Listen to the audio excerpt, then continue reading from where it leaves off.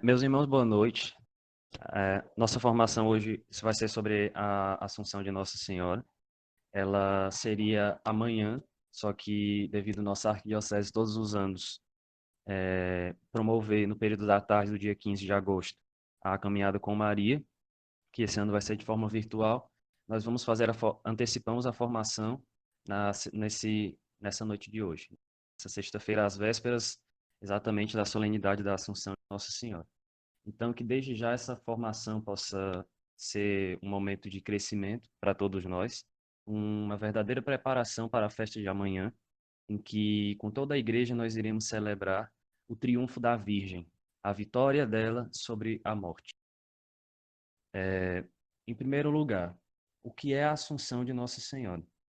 Bom, a Assunção de Nossa Senhora nada mais é do que a elevação dela em corpo e alma à glória do céu, né? A elevação ao céu em corpo e alma ao fim de sua peregrinação terrestre.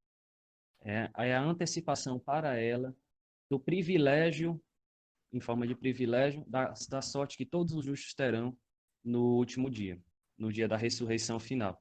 A ela foi concedido esse privilégio de que, diferente dos outros justos, que participam da vitória de Cristo sobre o pecado e sobre a morte, mas cujo efeito vai se manifestar somente no último dia, ela, por um privilégio especial, não conheceu a corrupção do sepulcro e, ao final de sua peregrinação terrestre, foi elevada em corpo e alma à glória do céu. Portanto, é um privilégio todo particular dela. Além de nosso Senhor Jesus Cristo, quem está atualmente no céu é a Santíssima Virgem em corpo e alma. Os outros santos estão somente com suas almas, esperando exatamente o último dia, quando da ressurreição final, os corpos se juntarão novamente às suas almas. O Papa Pio XII, ele coloca isso de forma muito clara, logo no início da sua Constituição Apostólica, Munificentissimus Deus, em que ele define o dogma da Assunção. Ele diz assim,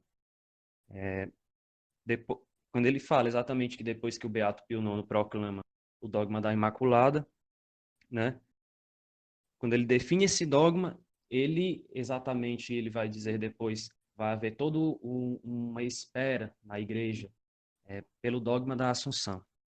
E depois da definição, vai haver tudo isso que vai culminar exatamente na proclamação do dogma em 1950. Ele fala sobre a conexão desses dois dogmas, né, da Imaculada e da Assunção. Ele diz assim: esse privilégio brilhou com novo fulgor quando o nosso predecessor de imortal memória, Pio IX, definiu solenemente o dogma da Imaculada Conceição. De fato, esses dois dogmas estão estreitamente conexos entre si. Cristo, com a própria morte, venceu a morte e o pecado. E todo aquele que pelo batismo de novo é gerado sobrenaturalmente pela graça, vence também o pecado e a morte. Porém, Deus, por lei ordinária, só concederá aos justos o pleno efeito desta vitória sobre a morte, quando chegar o fim dos tempos. Por esse motivo, os corpos dos justos corrompem-se depois da morte, e só no último dia se juntarão com a própria alma gloriosa. Mas Deus quis excetuar dessa lei geral a bem-aventurada Virgem Maria.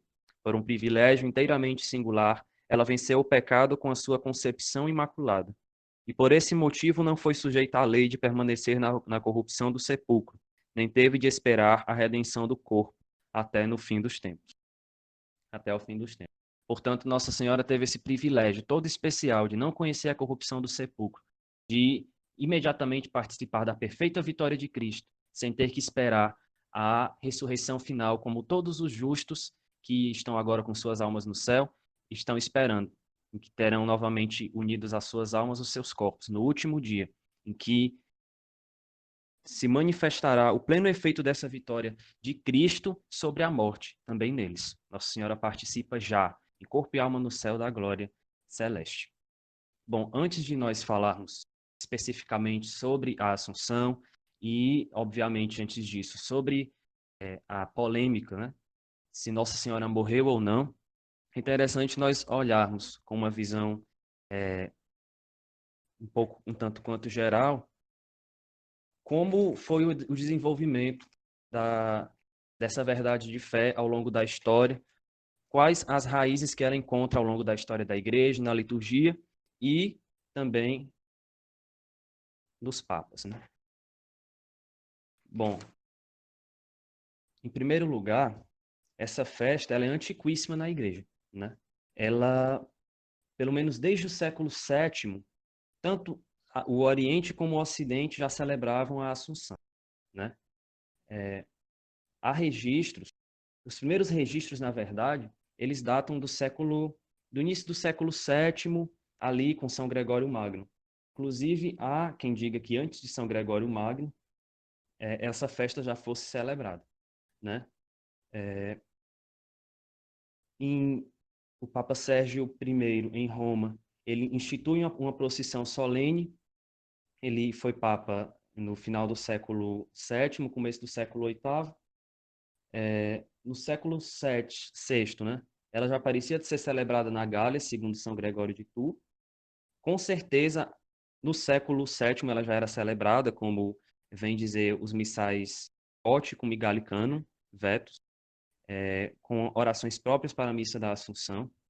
No Oriente, segundo Nicéforo Calixto, o imperador Maurício, né, que governou entre 582 e 602 e era contemporâneo e amigo de São Gregório Magno, ele ordenou celebrar solenemente essa festa a 15 de agosto. E assim por diante. A igreja ela foi cada vez mais se aprofundando no sentido dessa verdade de fé e foi se percebendo cada vez de forma mais clara que o que se celebrava nessa festa era a corrupção a incorrupção, na verdade, do corpo da Virgem e a glorificação dela no céu. De forma cada vez mais clara, os textos foram expressando esse conteúdo doutrinal. Portanto, antes mesmo de ser definido essa verdade de fé, nós vemos que ela já fazia parte, como sendo uma verdade de fé, do magistério ordinário da igreja. Antes mesmo de ser proclamado ex-cátedra, nós já podemos dizer que fazia parte do magistério ordinário, em que, com uma unanimidade, podemos dizer, entre aspas, assustadora, os pastores ensinavam essa verdade aos fiéis e os fiéis a acatavam, né? Para se ter ideia, a primeira, não sei se foi a primeira, né? Mas de acordo com as minhas leituras, quando veio surgir uma divergência com relação a essa questão, foi somente no século IX, em que apareceu o escrito de um pseudo-Jerônimo, em que, contrariando o sentir comum da cristandade, defendia a morte gloriosa da Virgem, né? Contrariando a assunção em corpo e alma ao céu. Não que a crença na morte de Nossa Senhora necessariamente precise significar a corrupção do corpo dela. Nós vamos ver depois em seguida. Mas para nós termos noção, né, de como havia essa unanimidade. E mais um indício de que é uma revelação que faz parte de fato, né? Nós hoje sabemos, porque é verdade e fé, mas que é algo que faz parte do próprio depósito da fé. E isso a igreja, com o passar do tempo, com a sua liturgia e com a sua tradição oral, foi cada vez mais percebendo e se aprofundando no sentido dessa verdade de fé. De fato, nós olhamos para todas essas questões e realmente nós nos perguntamos, né, se houve uma revelação implícita ou explícita dessa verdade de fé. Porque para que seja verdade de fé, em primeiro lugar, ela precisa ser revelada a um dos apóstolos ou a eles de forma conjunta, né? Além disso, precisa ser, se não de forma explícita, ao menos de forma implícita, que mais tarde for, o sentido tenha sido cada vez mais aprofundado. Pelo menos de forma implícita, nós vamos ver, essa verdade está contida na tradição e nas próprias Sagradas Escrituras. Mas nada exclui que tenha havido realmente uma revelação explícita aos apóstolos, ou ao menos a um deles. Porque nós podemos ver como, a partir do século VII, havia essa unanimidade em toda a igreja, né? Como essa verdade de fé foi acatada, né, pela igreja discente, ensinada pela igreja docente, e sem nenhum registro de revelações particulares que tenham suscitado debates em toda a igreja, sem nenhum registro de concílios, de trabalhos longos que a igreja tenha se reunido para averiguar, para investigar, para descobrir se no depósito da tradição estava realmente contido. Então, algo que realmente nos mostra como, de fato, antes mesmo de ser proclamada como verdade de fé em 1950 pelo Papa Pio XII, essa verdade era crida de forma muito unânime em toda a igreja.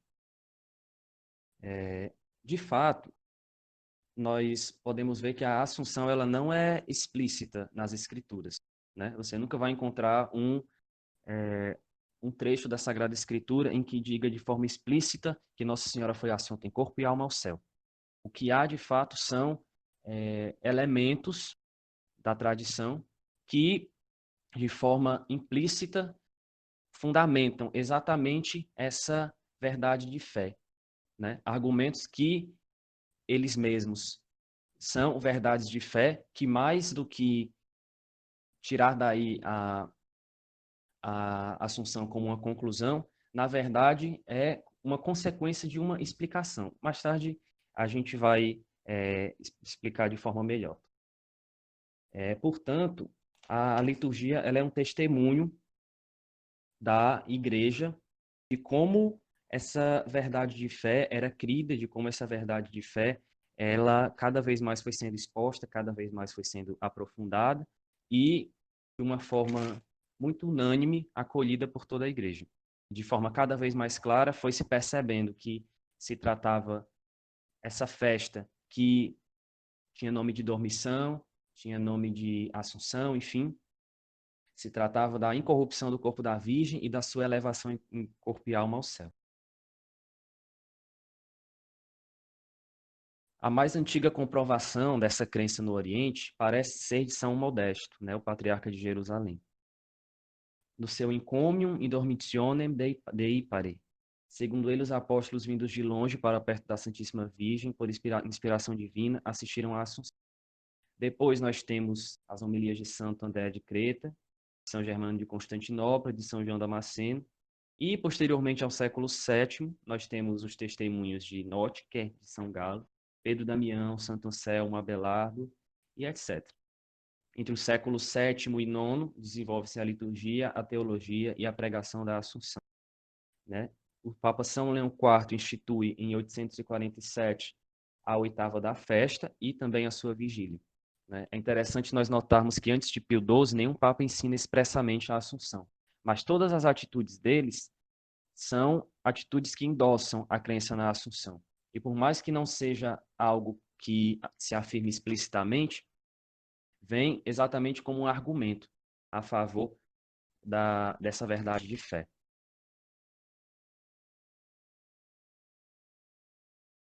Mas alguns testemunhos nós temos posteriormente, né? São Pio V, quando ele reforma o seu breviário, a oração da Assunção de Nossa Senhora se é retirada, a alusões à morte. O Papa Adriano III, ele vem defender, Adriano I, perdão, é um Papa do século VIII, que Nossa Senhora não conheceu a corrupção do sepulcro, perdão, Alexandre III mesmo, perdão. Ele afirma que a Virgem Santíssima, ao deixar esta terra, escapou da corrupção da tumba. Santo Adriano I é um Papa do século VIII, Alexandre III do século XII, perdão. Adriano I, ele vem dizer, na verdade, sobre o seu pontificado, se tem o nome pela primeira vez no Ocidente de Festa da Assunção. Enfim, não vou me delongar muito nos testemunhos. Eles são vários, né? Agora é interessante que a partir do Beato Pio IX, de fato, aquele que proclama o dogma da Imaculada, o interesse em toda a igreja para que se proclame o dogma da Assunção vem crescendo cada vez mais, né? E desde Pio IX, acontecem congressos, os teólogos se debruçam mais sobre essa questão e, finalmente, em 1950, o dogma é proclamado por Pio XII.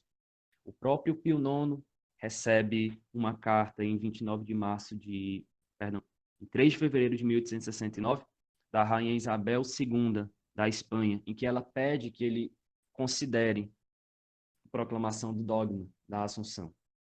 E o Papa, então, diz que é preciso rezar ainda para que essa questão seja mais aprofundada, é preciso mais estudos. Os tempos virão em que os desejos de Vossa Majestade serão ouvidos. E os papas, desde então, Leão XIII, Bento XIV, vão cada vez mais incentivando estudos para que essa questão seja aprofundada, né? Pio XI, por exemplo, vai proclamar Nossa Senhora, a Virgem Assunta, como padroeira principal da França, né? São Pio X, ele vai, ainda como patriarca de Veneza, instituir uma junta assuncionista, né? Firmando uma petição e assim por diante.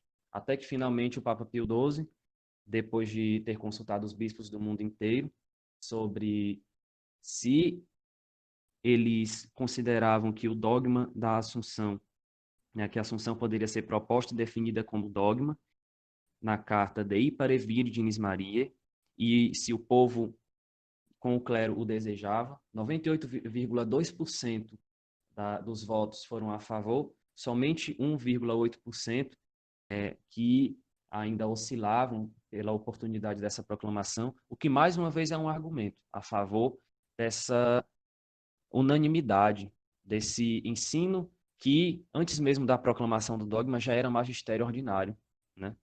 Já era algo de fé.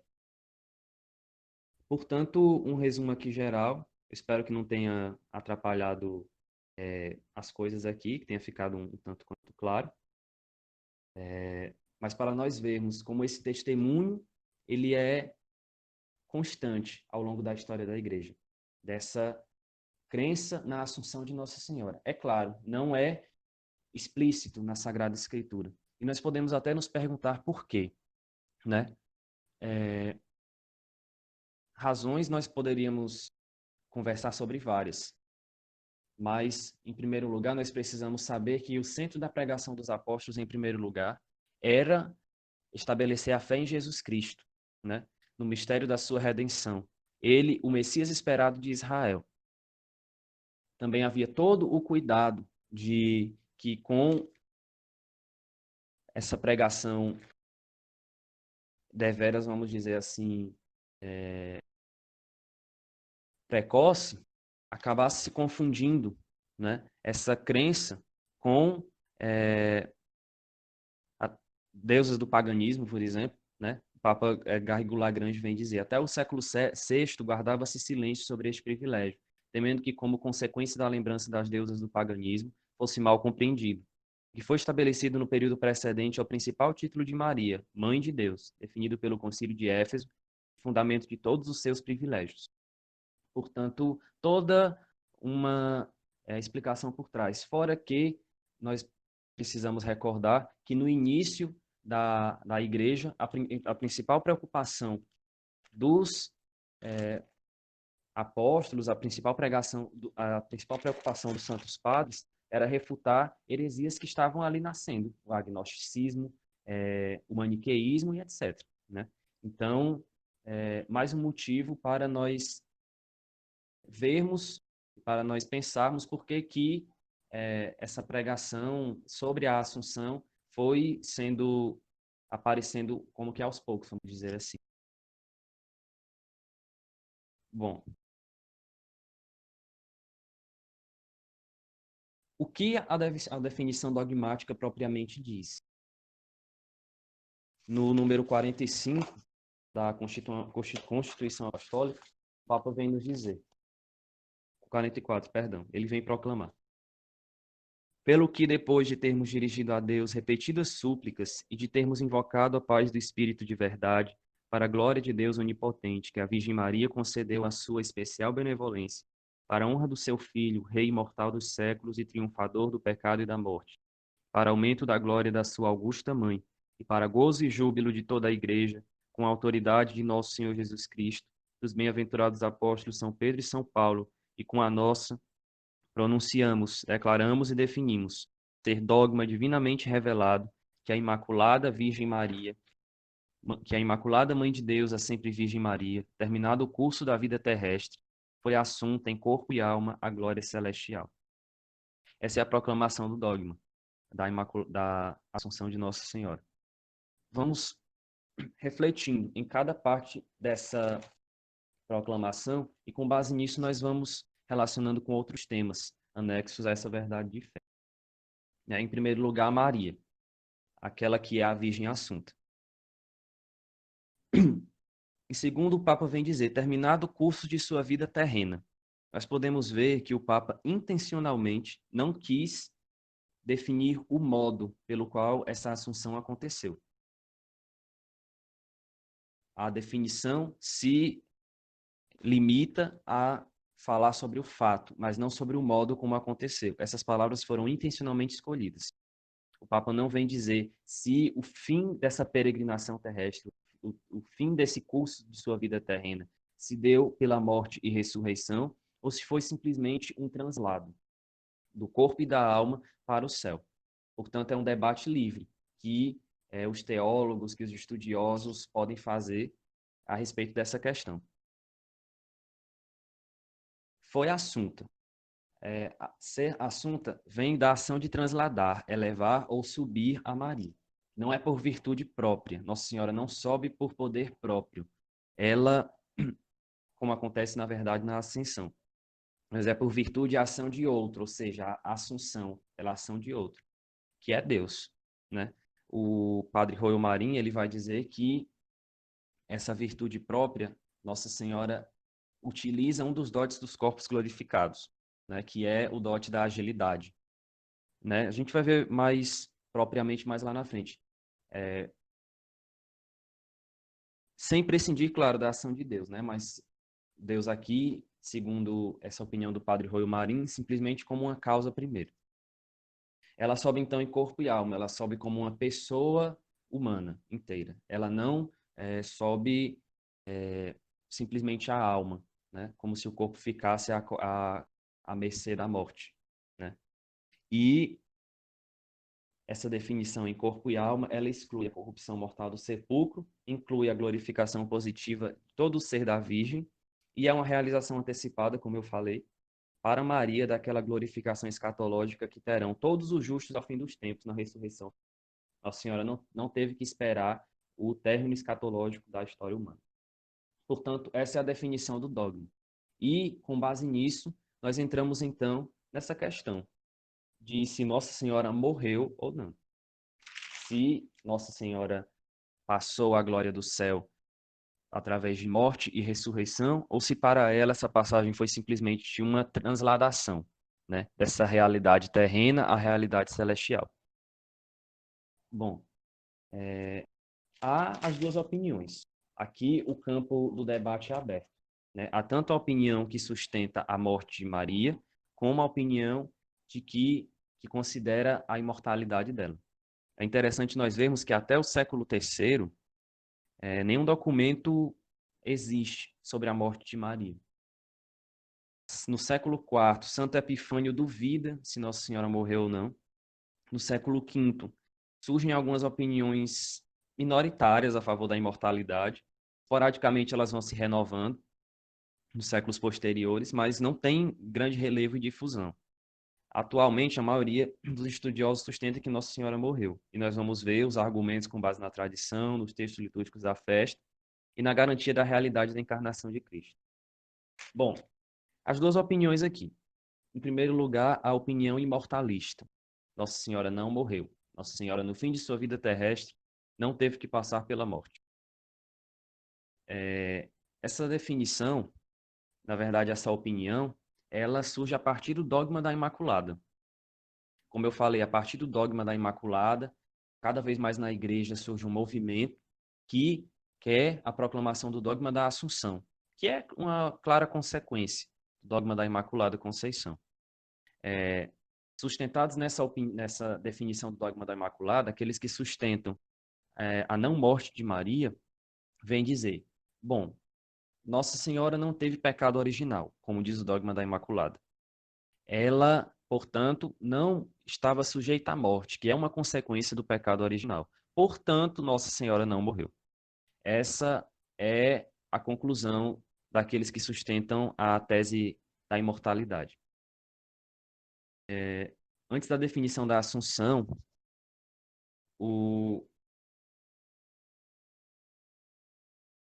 outros afirmavam, inclusive, a imortalidade de fato, né?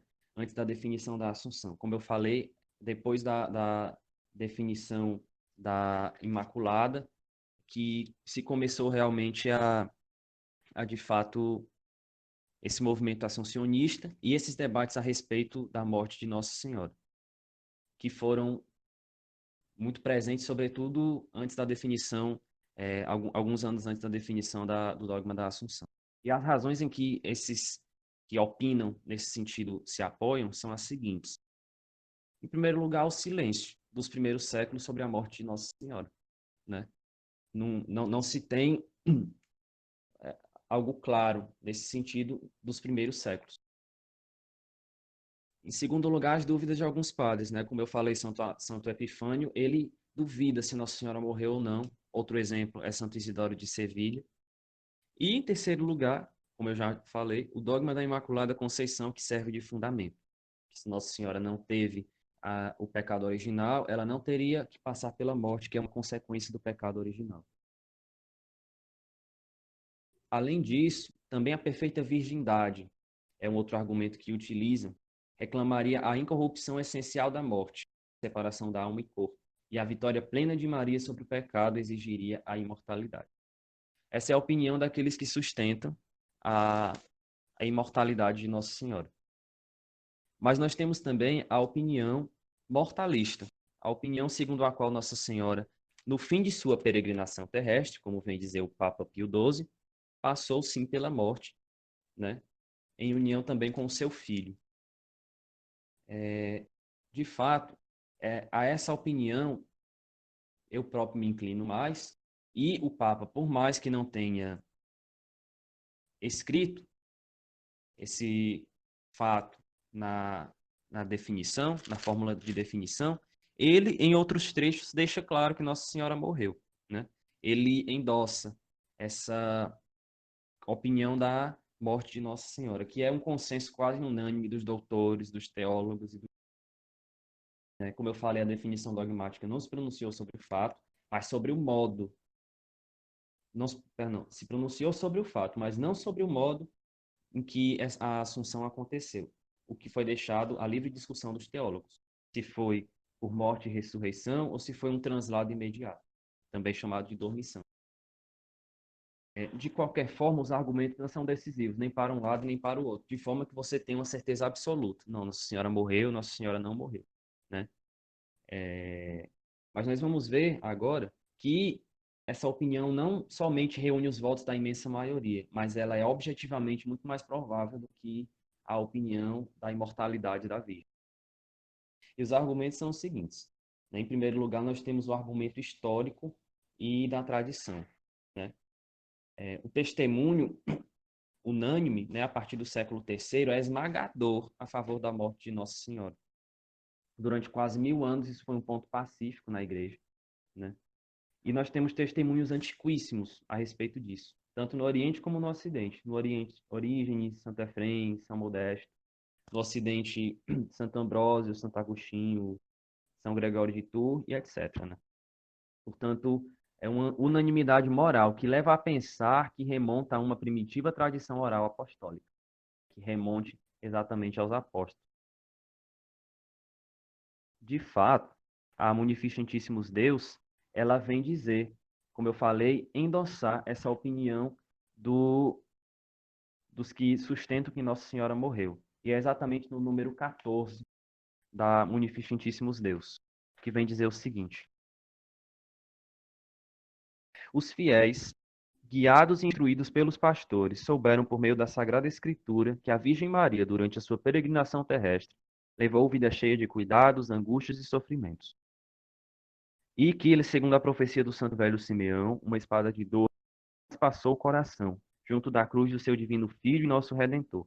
Do mesmo modo, não tiveram dificuldade dificuldade em admitir que a semelhança do seu unigênito Filho, também a excelsa Mãe de Deus morreu. Ou seja, pastores e fiéis, igreja docente e igreja discente, o que é um argumento de grandíssimo peso, que alguns consideram como de fé, porque é impossível que pastores e fiéis se equivoquem de forma conjunta em uma doutrina universalmente professada por todos. Então, isso é um argumento muito forte em relação à morte de Nossa Senhora, né? Sem falar os papas que ensinaram isso expressamente, né, ao longo da história. Como, por exemplo, não vou ler aqui o que São João Paulo II escreve, mas ele tem catequeses nesse sentido também. Quem quiser depois procurar, talvez seja fácil de encontrar. A liturgia também é um segundo argumento que vem exatamente endossar essa crença na morte de Nossa Senhora. Desde a mais remota antiguidade, a liturgia oficial da Igreja recolheu a doutrina da morte de Maria. A antiga festa da Assunção era celebrada exatamente nesse sentido, de morte e ressurreição. E aí nós temos as orações como testemunho, por exemplo, Veneranda Nobis e Subveniat Domine, que esteve em vigor até 1950 e que, por razões óbvias, em 1950 foi colocada uma outra oração, porque o Papa, exatamente, intencionalmente, não quis se pronunciar sobre o modo como aconteceu a Assunção, se foi por morte ou não, mas a oração antes da definição do dogma deixava claro que Nossa Senhora havia passado também pela morte. E em tudo isso, em todo esse testemunho da liturgia, nós podemos ver que há mais um argumento a favor nesse sentido também, né? Porque a Igreja, ao aprovar os livros litúrgicos, é a autoridade oficial dela que é empenhada, né? A Igreja não pode propor a oração dos fiéis fórmulas falsas e errôneas. Aí já fica aí para o pessoal que, enfim, acho que vocês sabem. Uma terceira razão é a razão teológica, né? Nossa Senhora, ela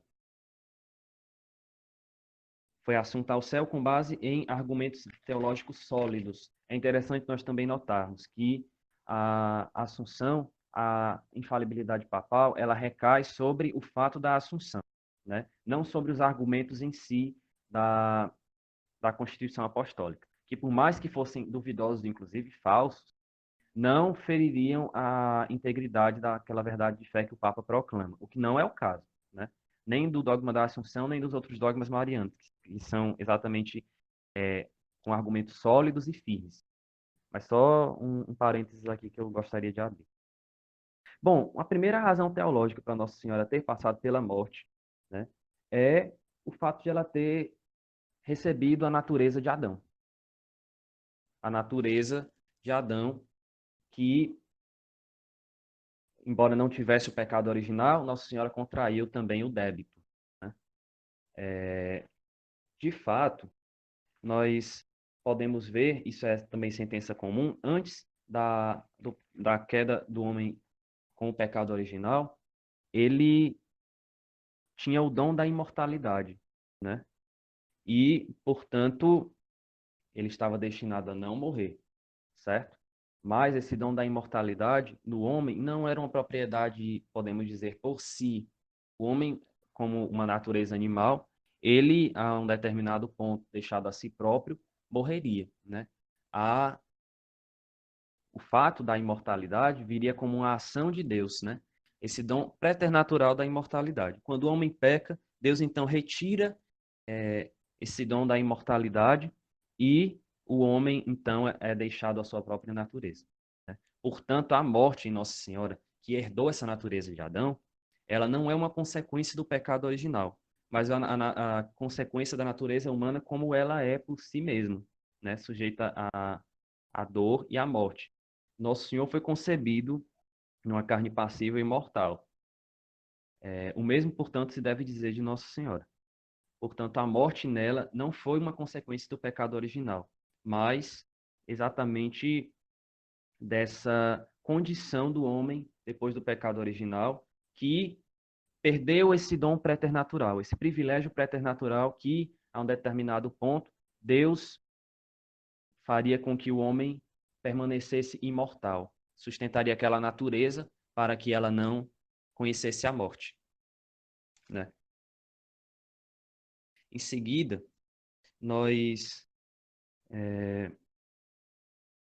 podemos perceber que não consta que Nossa Senhora tenha tido o dom da impassibilidade, ou seja, de não sofrer, como Adão e Eva antes do pecado original, né? Que, além de imortais, eram impassíveis, não sofriam, não morreriam. Muito pelo contrário, Nossa Senhora sofreu e sofreu mais do que todos os mártires, né? Ela é a rainha dos mártires. Nossa Senhora não teve o dom da impassibilidade, o que é mais um motivo para sustentar a crença na morte de Nossa Senhora. Se não foi concedido, portanto, o dom da impassibilidade, por que seria concedido o dom da imortalidade, que é tão conexo com esse privilégio da impassibilidade, né? Então, é um primeiro argumento. Um segundo é exatamente por exigência da maternidade dela, né? Nossa Senhora como mãe de Deus e como corredentora, que dá uma natureza a Cristo que é passível e mortal e que, portanto, a dela também é, né? Se ela nos corredimiu com seu filho, ela também teve que participar de suas dores e de sua morte. Portanto, a morte de Nossa Senhora tem esse sentido corredentor, né? Como complemento natural e lógico de sua compaixão aos pés da cruz. De fato, se Nossa Senhora não tivesse morrido, o paralelo entre ela e Nosso Senhor não seria perfeito, como aquela que é a nova Eva e aquele que é o novo Adão. Nosso Senhor passou pela morte, ela também, portanto, haveria de passar. E é exatamente o terceiro argumento, que se Nosso Senhor morreu, por que Nossa Senhora seria superior a ele, ao menos nesse aspecto relativo à morte corporal? Nossa Senhora, portanto, unida a Cristo em vida, unida a ele também na morte, naquele instante supremo. Cristo que se entrega na cruz, também a esse Cristo ela está unida, né, também na sua morte. É interessante porque, dessa forma, ela participa com a sua vida de forma totalmente plena do mistério pascal. Mistério que é da paixão, morte e ressurreição, né? E, enfim, para consolo e exemplo nosso. Nossa Senhora, ao morrer, pode nos ensinar como bem morrer, como é que nós devemos ter as devidas disposições naquele instante supremo em que nossa alma se apresenta diante de Deus para ser julgada, né? Santo Afonso ele vai trazer na sua meditação do Glórias de Maria que a morte dos pecadores, ela vem com três realidades, né? Ela vem exatamente com o remorso de consciência, exatamente com a incerteza da salvação, o remorso dos pecados e o apego à terra. Nossa Senhora não teve nada disso. Ela foi aquela que, chegado aquele momento, já estava há muito tempo morta para esse mundo, morta para as coisas desse mundo, totalmente desapegada dos bens mundanos, morrendo com uma paz de consciência suprema, aquela que em tudo foi agradável a Deus, em tudo correspondeu ao amor de Deus, em tudo imaculada, jamais ofendeu a Deus e não somente vazia de pecado, plena de graça, com uma plenitude inicial que, à altura daquela que devia ser a mãe de Deus, é abundantíssima, que já na plenitude inicial supera a de todos os anjos e santos, e provável de todos eles juntos, e que não cessou de crescer ao longo de toda a sua vida, até o momento do fim de sua peregrinação terrestre. Portanto, e finalmente, ela morreu na certeza da glória eterna. Ninguém mais do que Nossa Senhora tinha certeza do céu. Não por, podemos dizer, vaidade, nem por presunção, mas é naquela paz segura de quem se sabe, claro, humildemente, mas de quem se sabe totalmente fiel a Deus, totalmente entregue, totalmente correspondente ao amor de Deus, né? Que ela conheceu, que ela correspondeu mais do que qualquer outra criatura. Os outros santos, eles não tiveram, pelo menos, essa certeza da glória do céu como Nossa Senhora. Ela, portanto, podia se jogar com toda a segurança nos braços de Deus, como aquela que suspira, na verdade, por aquele momento em que ela vai se unir ao seu amado. E, portanto, para nos ensinar a bem morrer e tornar doces com seu exemplo, os terrores da morte, né? Portanto, com toda a segurança, nós podemos dizer: Santa Maria, Mãe de Deus, rogai por nós pecadores. Temos, portanto, um motivo a mais para invocar Nossa Senhora, né? Agora e naquela hora suprema, em que nós pedimos o seu auxílio, em que nós imploramos a sua intercessão. Ela que recebe a morte com calma, com serenidade, ainda mais com alegria, nos mostra que essa morte nada tem de terrível para aquele que vive piedosamente e assim também nos merece a graça de receber a morte com santas disposições. E aqui algumas questões periféricas, né, a respeito de Nossa Senhora. Onde e com que idade Nossa Senhora morreu? Não se sabe com certeza a respeito disso. Éfeso e Jerusalém são duas cidades que disputam a honra de ter sido o lugar em que a Nossa Senhora tenha morrido.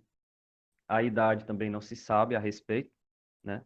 Provavelmente mais do que 50 anos. O fato é que a última menção de Nossa Senhora na Bíblia, ela está em oração com os apóstolos, pedindo a vinda do Espírito Santo.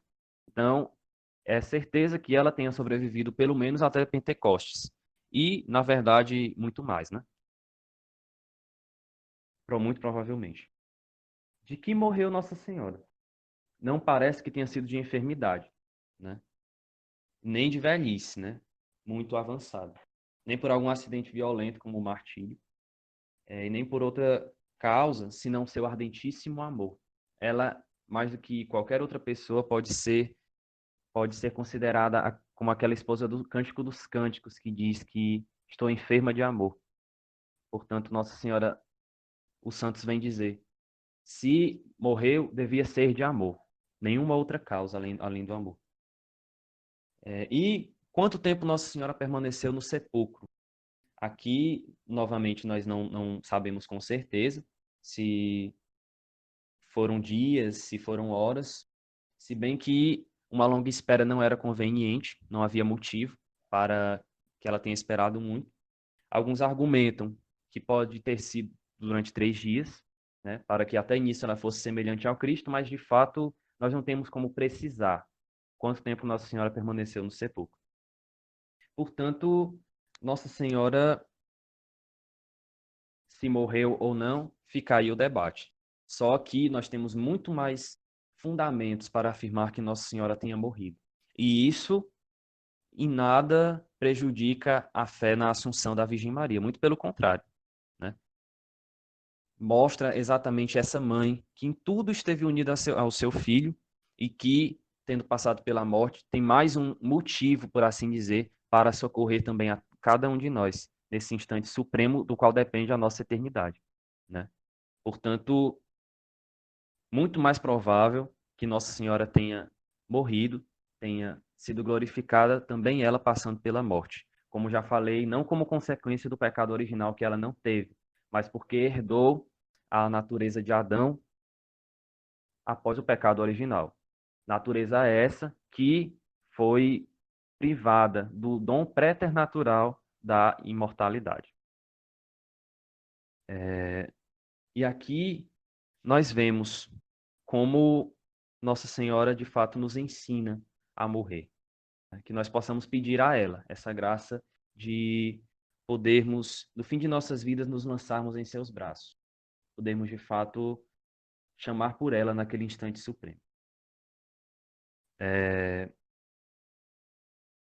Em seguida, nós falaremos então da Assunção propriamente dita, né?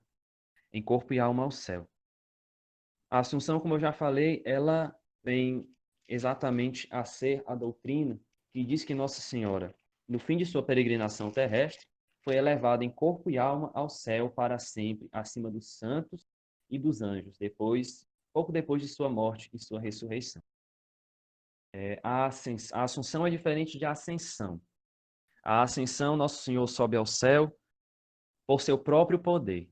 E, na verdade, poderia ter acontecido inclusive antes de sua morte e ressurreição. A Assunção, não. Alguns acabam dizendo que Nosso Senhor podia subir por poder próprio e Nossa Senhora precisaria ser elevada pelos anjos. Na verdade, não é isso. Os anjos não precisaram levar Nossa Senhora em seus braços para o céu, como nós vamos ver ainda, né? A diferença consiste exatamente nisso, que a ascensão Nosso Senhor sobe ao céu por seu próprio poder divino e Nossa Senhora sobe exatamente pelo poder de Deus que a eleva até o grau de glória que ela foi predestinada. Sobe exatamente para o céu, se não poderia ter subido para o céu se não fosse por milagre, mas sobe exatamente depois da sua morte e da sua ressurreição, em corpo e alma ao céu. O padre Roio Marim vai dizer, com o dote da agilidade, que nós vamos ainda brevemente falar em seguida. A razão teológica da Assunção, ela também é muito sólida. E, na verdade, eu me impressionei quando eu fui estudar, porque é uma coisa assim que vale a pena nós nos debruçarmos. A razão teológica da Assunção, ela também é muito sólida. E, na verdade, eu me impressionei quando eu fui estudar, porque é uma coisa assim que vale a pena nós nos debruçarmos. Eu esperava que muito do fundamento fosse ser Apocalipse 12, eu acho que muitos de nós pensamos, né? E embora seja um argumento e seja uma alusão, podemos dizer assim, muito clara à Assunção de Nossa Senhora, ainda mais vindo daquele que a recebeu em sua casa, São João, e ainda mais sabendo que ele deixa claro que aquele capítulo do Apocalipse 12, ele faz um paralelo com Gênesis 3. Mesmo assim, não está aí o argumento decisivo. E nós vamos ver aqui qual o fundamento exatamente dessa fé da Igreja para proclamar esse dogma de fé, que Nossa Senhora assunta ao céu. Bom, em primeiro lugar, é uma exigência da Imaculada Conceição, né? Aqui eu vou falar brevemente sobre os motivos que o Papa Pio XII coloca na sua Constituição, que basicamente são 4 e que vale a pena depois vocês pegarem o texto para ler, para estudar, para se debruçar um pouco, né?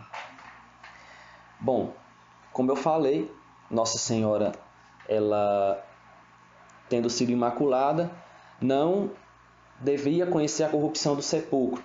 O Papa Pio XII ele vai colocar que aquilo que todos os justos vão viver no fim dos tempos, para ela foi antecipado como um privilégio, né? Na verdade, ele vai dizer, por privilégio todo singular, ela venceu o pecado com sua conceição imaculada. E, portanto, que o Papa termina.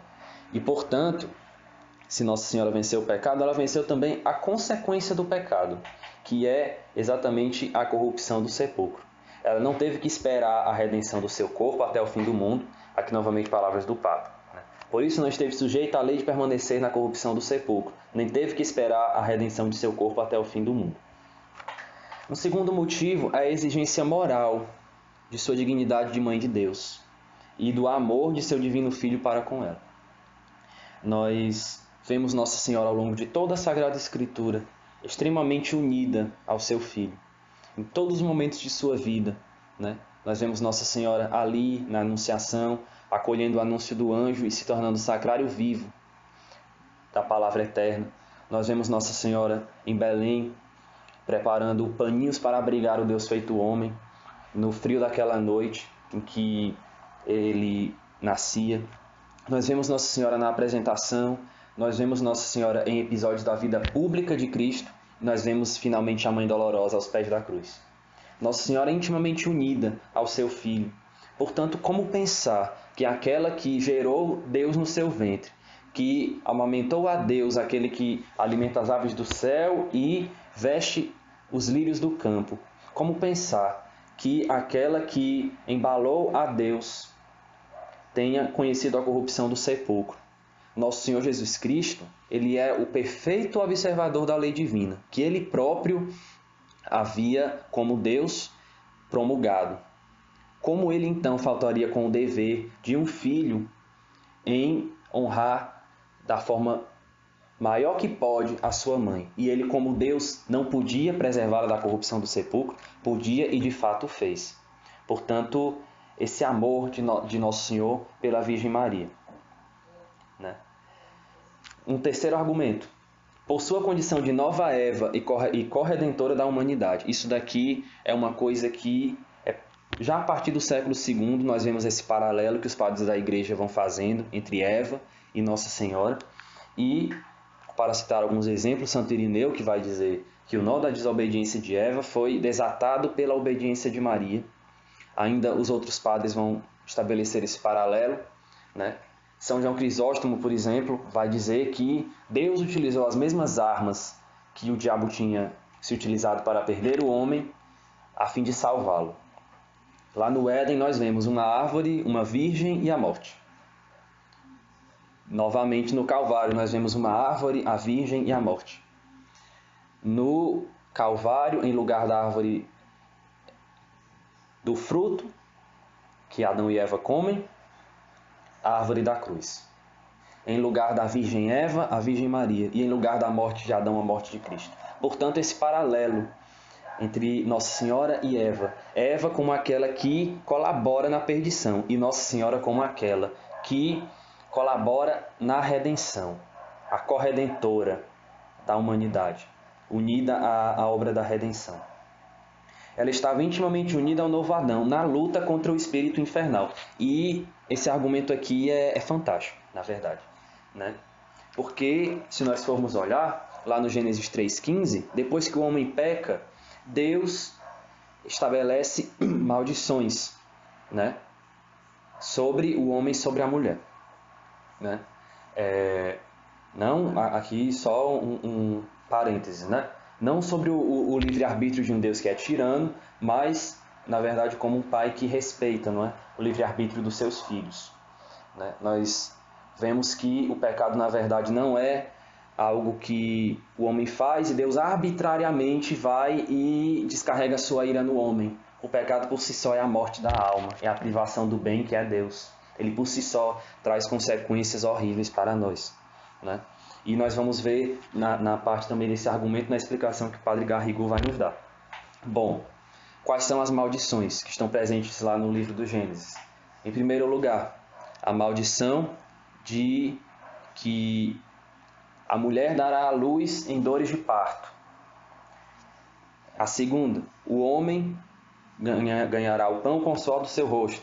A terceira, lembra-te de que és pó e ao pó has de tornar. Nossa Senhora foi livre dessas três. Foi livre da dor no parto, porque foi sempre virgem, antes, durante e depois do parto. Seu parto foi sem sangues, foi indolor. Nossa Senhora permaneceu sempre virgem, inviolada. Para utilizar a comparação de São Cirilo, ela era como que, assim como o vidro recebe a luz do sol e o sol não quebra o vidro, assim o Verbo entra no ventre da Virgem e sai dele, sem rasgar-lhe as paredes. Portanto, Nossa Senhora sempre virgem, ela não teve que participar dessa maldição das dores no parto. Ela não acarretou para si. Em segundo lugar, comerás o pão com o suor do teu rosto. São Paulo vai nos dizer que as virgens estejam livres de trabalhos. Né? A virgem, assim como a casada, São Paulo vai nos dizer, se preocupa em agradar o seu marido, a virgem se ocupa em agradar a Deus. Não é? Portanto, livre também dessa maldição. Aqui, não entrando na questão, né, nós sabemos que Nosso Senhor veio, Ele trabalhou, Ele santificou o trabalho, mas aqui simplesmente olhemos no contexto, não é? Do livro do Gênesis, que apresenta exatamente o pecado depois de Adão como esse castigo, né? Essa dimensão de castigo, que na verdade não reduz o trabalho simplesmente a isso. Claro que também existe a dimensão de expiação, enfim, né? Só um breve parênteses. E por fim a última maldição, Nossa Senhora não, perdão.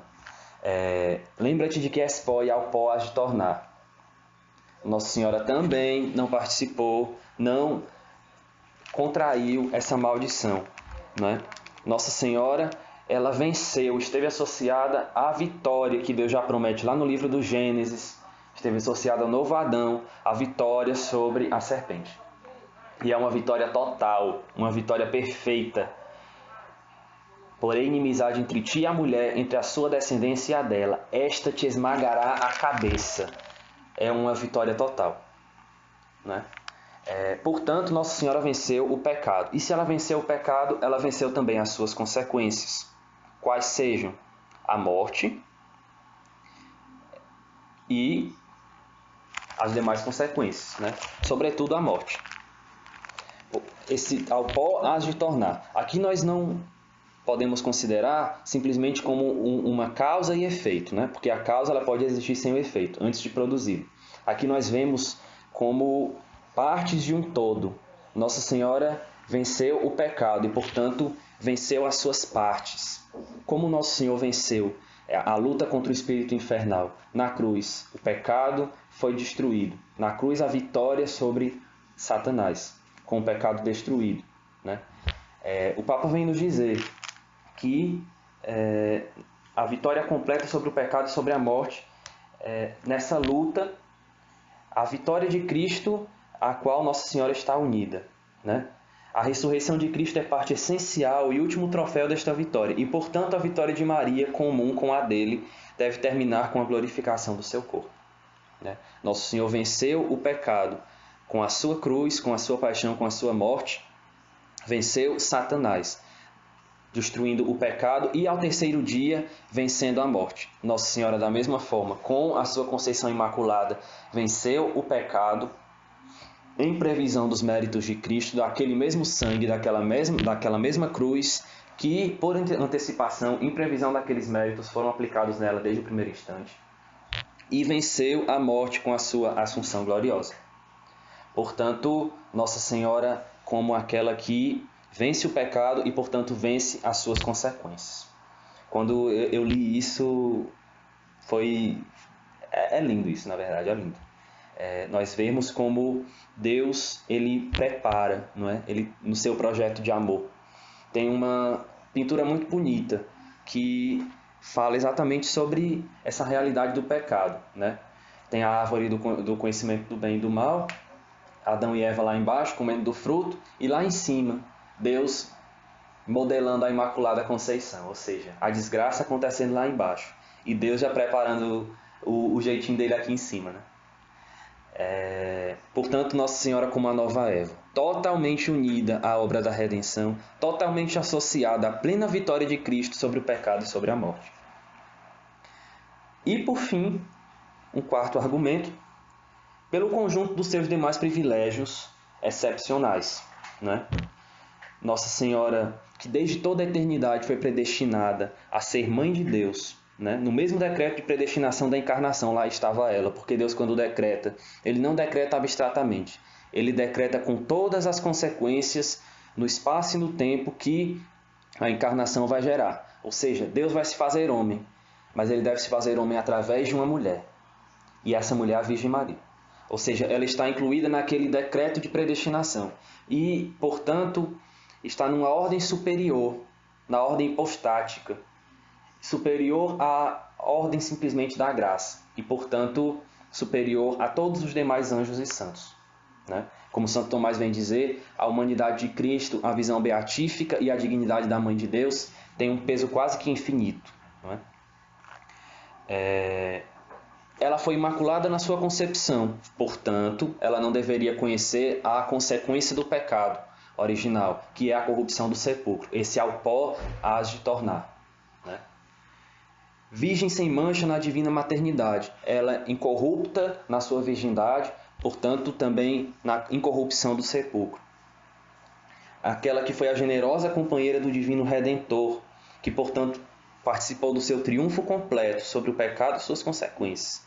E, portanto, recebeu a suprema coroa no céu, preservada da corrupção do sepulcro, vencendo a morte, juntamente com o seu filho, e no céu, é levada ao céu em corpo e alma, onde resplandece como rainha do céu e da terra, associada agora à realeza do seu divino Filho. Portanto, esse conjunto dos privilégios de Nossa Senhora, aquela obra-prima que Deus fez, que pensou do início ao fim.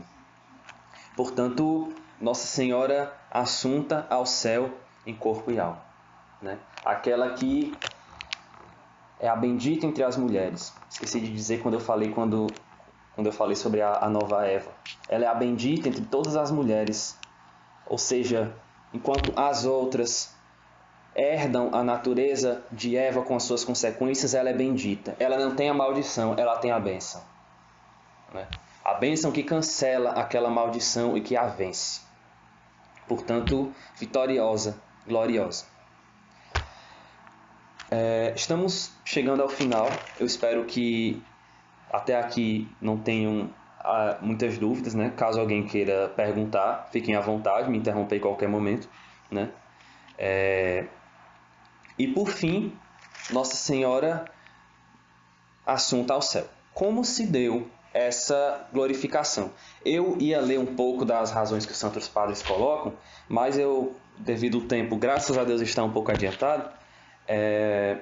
Depois é interessante que vocês peguem um documento, leiam, meditem. É muito rico, é muito importante. Para não deixar passar em branco, vou ler apenas duas aqui, 2 testemunhos, um de São João Damasceno e outro de São Boaventura, né?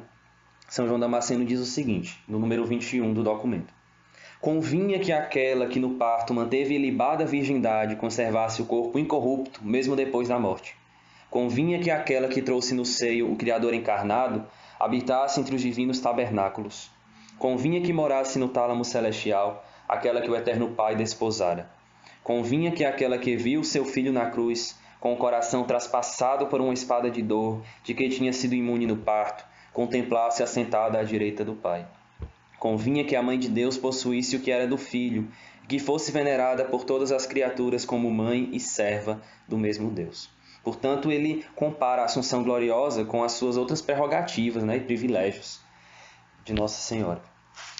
E São Boaventura ele vai trazer um argumento que é muito interessante, né? Vocês sabem que, como eu já falei aqui, os outros justos eles estão no céu, apenas com a sua alma, né? A Nossa Senhora foi antecipado esse privilégio, nesse privilégio da Assunção. Ela está em corpo e alma no céu, juntamente com Jesus. São Boaventura vai dizer o seguinte, citando a palavra do livro do Cântico dos Cânticos: quem é esta que sobe do deserto, cheia de gozo e apoiada no seu amado? Bom, cheia de gozo.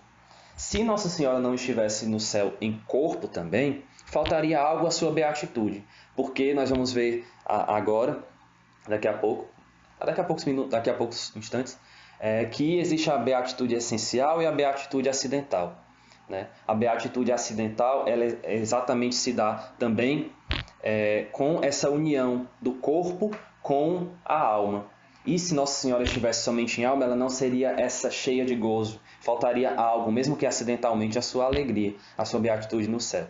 E ele diz o seguinte: daqui pode concluir-se que ela está ali corporalmente, na glória celeste, porque a sua felicidade não seria plena se ali não estivesse em pessoa. Ora, a pessoa não é só a alma, mas o composto. Logo, é claro que está ali segundo o composto, isto é, em corpo e alma. De outro modo, não gozaria de felicidade plena. E para fechar em 3 testemunhos, só mais um, aqui o de Santo Antônio de Pádua. Na festa da Assunção, ao comentar aquelas palavras de Isaías, glorificarei o lugar dos meus pés, afirmou com segurança que o Divino Redentor glorificou de modo mais perfeito a sua Mãe amantíssima, da qual tomara a carne humana. Daqui vê-se claramente, de Santo Antônio, que o corpo da Santíssima Virgem foi assunto ao céu, pois era o lugar dos pés do Senhor. Pelo que escreve o salmista: erguei-vos, Senhor, para o vosso repouso, vós e a arca da vossa santificação. E assim como, acrescenta ainda, Jesus Cristo ressuscitou triunfante da morte e subiu para a direita do Pai, assim também ressuscitou a arca da sua santificação, quando neste dia a Virgem Mãe foi assunta ao tálamo celestial. Enfim, leiam, é um documento belíssimo, né, que vale muito a pena nós, sobretudo amanhã, que é o dia da solenidade, nós nos debruçarmos, meditarmos e lermos, né? Bom, como se deu a Assunção de Nossa Senhora? Bom, Nossa Senhora morreu e aqui nós vamos colocar o que o padre Antônio Rui Marim vem nos dizer, certo? Nossa Senhora morre e, no mesmo instante, a alma entra imediatamente no céu e fica, por assim dizer, incandescente de glória, em um grau incomparável, como corresponde à dignidade de Mãe de Deus e à sua plenitude de graça, aquela que é cheia de graça, né? Seu corpo santíssimo, enquanto isso, foi levado ao sepulcro pelos discípulos do Senhor. Pouco tempo depois, aqui não se sabe exatamente se foram horas ou dias, seu corpo ressuscitou, né? A alma tornou a se unir novamente ao corpo, mas não do mesmo estado em que havia saído dele, mas incandescente de glória. E incandescente de glória comunica a sua própria glorificação ao corpo, para que também ele participe de uma glória incomensurável. Então ela sobe em corpo e alma ao céu. Como eu havia dito, não foi necessário os anjos virem e levarem Nossa Senhora, né? Como muitas vezes as pinturas nos levam a pensar. Nossa Senhora subiu, de acordo com o padre Antônio Roio Marim, utilizando o dote da agilidade, para nós nos situarmos, né? Os corpos têm 4 dotes: a agilidade, a sutileza, a claridade e a impassibilidade, né? Os corpos gloriosos dos bem-aventurados. Nossa Senhora teria utilizado, então, de acordo com o padre Antônio Roio Marim, esse dote da agilidade, pelo qual já não está mais à mercê da lei da gravidade, com o qual o corpo é livre do próprio peso, com o qual o corpo pode ir a todos os lugares que a alma quiser, com uma facilidade e uma velocidade incomparável, né? Como a águia, vai dizer São Jerônimo. Portanto, utilizando esse dote da agilidade, Nossa Senhora sobe ao céu em corpo e alma. Óbvio, os anjos, mesmo que não levando Nossa Senhora para o céu com suas mãos, haveriam de fazer ali uma festa muito grande, para receber aquela que era sua Senhora e Rainha, para fazer cortejo àquela que subia para o céu para reinar, para ser a sua Senhora, para ser aquela que, junto do seu Filho, haveria de reinar por toda a eternidade. Mas não no sentido de levá-la. Nossa Senhora não precisou ser levada pelos anjos, né? E, enfim, a beatitude de Nossa Senhora no céu, né? Aqui nós precisamos diferenciar a beatitude essencial da beatitude acidental, né? A glória é proporcionada à graça, né? Nossa Senhora era plena de graça, portanto no céu é a plena de glória, com uma glória que supera a de todos os anjos e santos juntos, né? São Bernardino de Sena vai dizer que a glória de Maria, considerada em qualquer aspecto, supera a dos outros santos, como o sol supera em magnitude a todos os corpos celestes. Portanto, Nossa Senhora tem com a sua glória celestial particular, que é própria dela, é incomparavelmente superior à glória de todos os outros anjos e santos. Nos é impossível, na verdade, descrever a glória dos bem-aventurados no céu. Nós devemos dizer, na verdade, como São Paulo, que o que Deus preparou para aqueles que o amam é coisa que os olhos não viram, os ouvidos ouviram, nem coração algum jamais sentiu.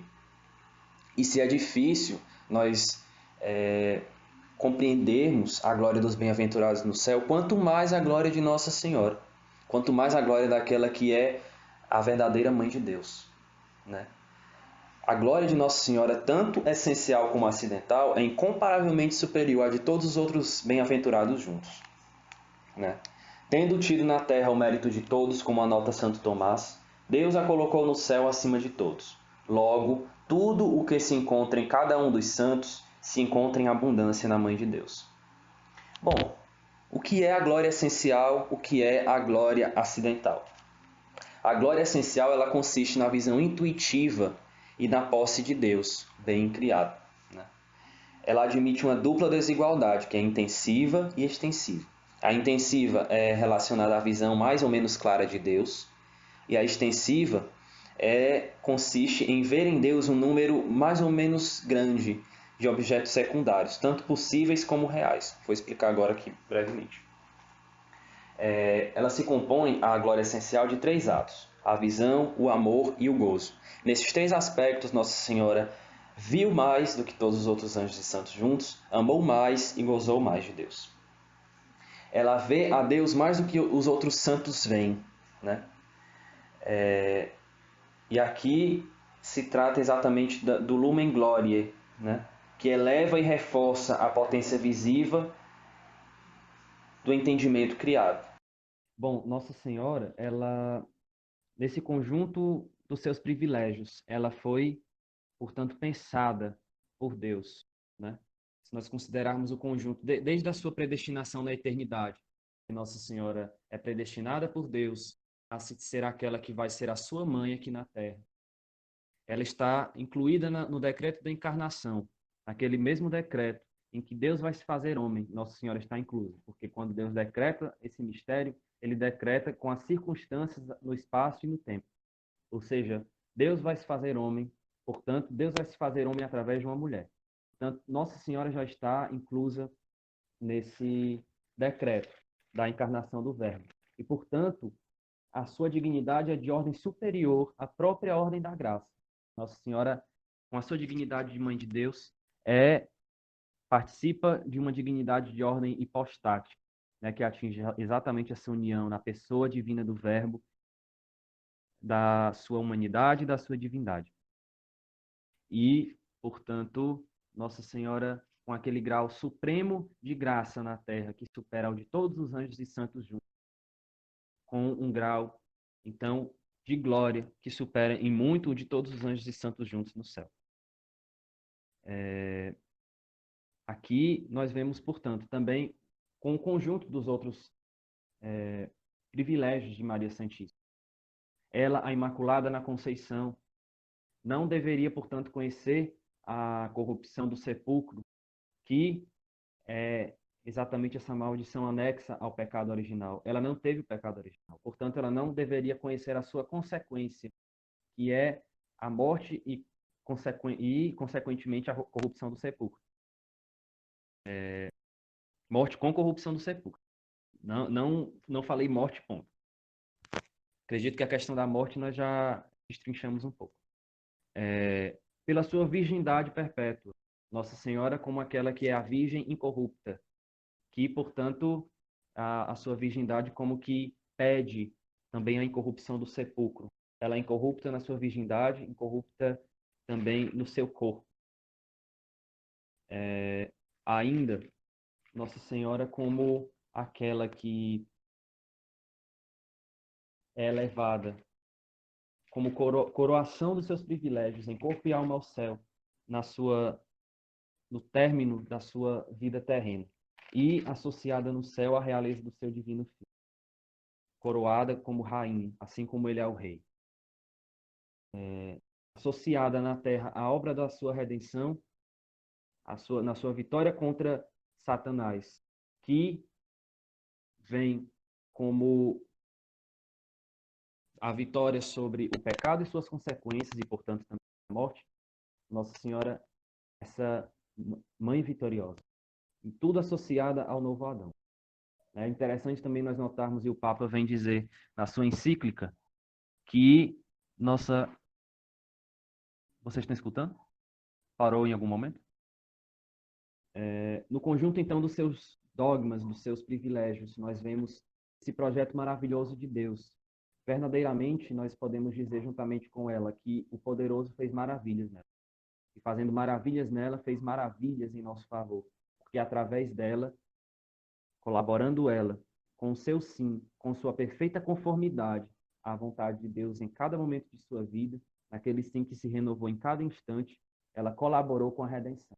Colaborou com a redenção, finalmente aos pés da cruz, quando associada à entrega do seu Filho, ofertando por nosso amor e se ofertando juntamente com ele. Portanto, esse conjunto dos privilégios de Nossa Senhora é mais um argumento em favor da sua assunção, fundamentado na Escritura. Portanto, Nossa Senhora assunta em corpo e alma ao céu. Como se deu essa assunção? Essa parte vocês ouviram? A assunção, ela se deu de fato, e a explicação eu vou tirar do padre Antônio Roio Marinho. Nossa Senhora morreu, no mesmo instante a alma vai imediatamente para o céu e fica como que incandescente de glória diante da visão beatífica, em grau incomparável, muito superior ao de todos os anjos e santos, tal como as estrelas em comparação com o Sol, com um grau correspondente à Mãe de Deus e sua plenitude de graça. Seu corpo santíssimo, enquanto isso, é levado ao sepulcro pelos discípulos do Senhor. Pouco tempo depois, nós não sabemos se horas ou dias, o seu corpo é ressuscitado, né? A alma torna a se unir ao corpo, só que não do mesmo modo como havia saído. Dessa vez vem incandescente de glória e comunica então a sua própria glorificação ao corpo, que agora participa também ele de uma glória incomensurável. E, portanto, Nossa Senhora sobe, em corpo e alma, ao céu. Sobe por si mesma, sem necessidade de ser ajudada pelos anjos, exatamente por causa de um dos dotes ou qualidades dos corpos gloriosos, como eu já tinha falado, que é a agilidade, pelo qual já não se está mais sujeito às leis da gravidade, pelo qual a alma pode levar o corpo, pode ir a todos os lugares que a alma quiser com uma facilidade e uma velocidade incomparável. Uma das propriedades dos corpos gloriosos, que ao final nós vamos comentar brevemente quais são as quatro. E, portanto, Nossa Senhora assunta em corpo e alma ao céu. E, por fim, a beatitude de Nossa Senhora, sua glória no céu. Nossa Senhora, ela na Terra teve a maior plenitude de graça que se pode imaginar.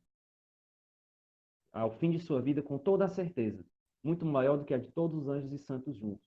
Já na plenitude inicial, na sua conceição imaculada, já era maior do que todos os anjos e santos, e provável do que todos eles juntos.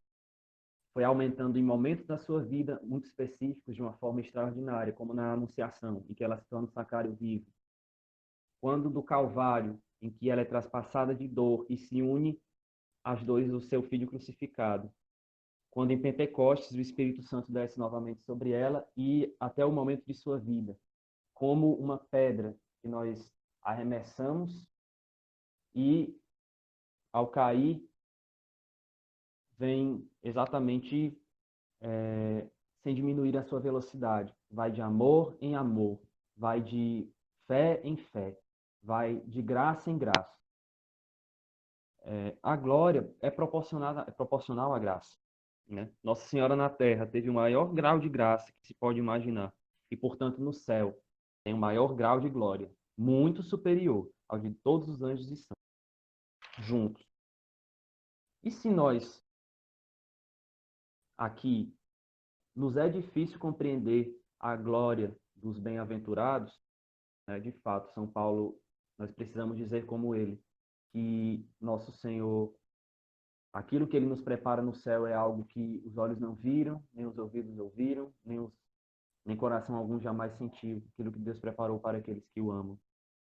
Quanto mais a glória de Nossa Senhora, da Santíssima Virgem.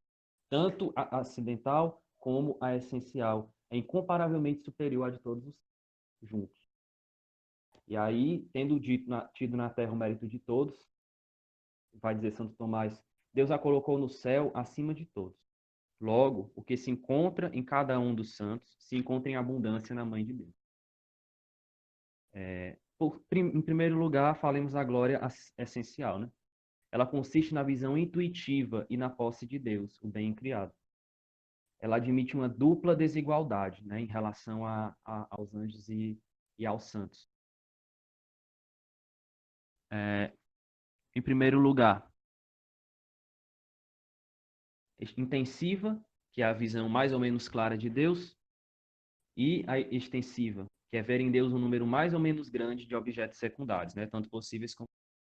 E ela se compõe de 3 atos: a visão, o amor e o gozo. Nossa Senhora vê mais a Deus do que todos os anjos e santos juntos, ama mais e goza mais. Em primeiro lugar, ela vê a Deus mais do que todos os outros santos, né? Com a luz da glória, lumen gloriae, né?